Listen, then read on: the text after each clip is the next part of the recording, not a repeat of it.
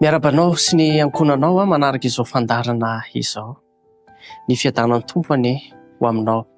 Ankehitrinsika dia tondram-bavaka manokana ny mpanompon'Andriamanitra dia ny Abigaël izany.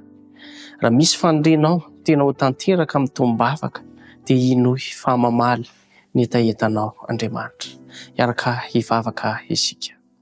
Andriamanitra lehibe o, Andriamanitra tia anay, tsy misy toanao.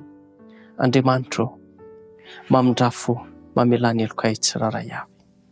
Ankehitriny dia misaotrana manokana ny mpanompo vavinao Abigaël izay nahatsapa ny valim-bavaka sy ny fitahiana izay nomenao azy hatramin'izay, ary misy manantena izao Andriamanitra fa mbola hanionerinao sy ny hatsaranao amin'izany mpanomponao izany ianao. Ankehitriny izy dia mangata-bavaka manokana koa ny fahasalamana, fanambinana sy ny fitahiana, ny asa aman-draharaha.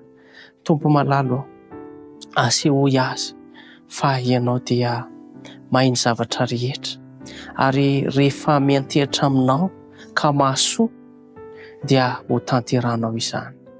Koa tanterao aminy Tompo malalo ny fahasoavanao sy ny fitahianao ary ny fanambinanao, ka ho tsapany fa eo anila mandrakariva ianao, ka mba hanana fiadanam-po sy fiadanan-tsaina hatrany izany mpanomponao izany.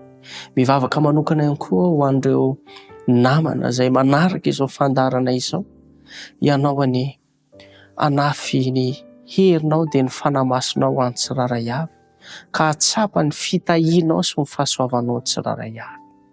Raha misy ny manana olana manaraka ity fandarana ity, ianao anie Jesosy malalo ho vahaolana ho any tsiraray avy.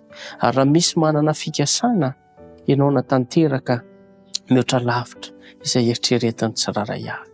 Amin'ny anaranao Jesosy Kristy no hanonona sy angatana izany vavaka izany. Amen.